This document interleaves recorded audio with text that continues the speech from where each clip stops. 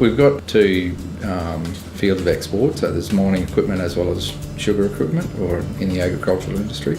Our mining equipment is associated with cable handling. We've got some of that has gone to Brazil and some into Utah and Salt Lake City. Our sugar equipment is in the harvesting sector.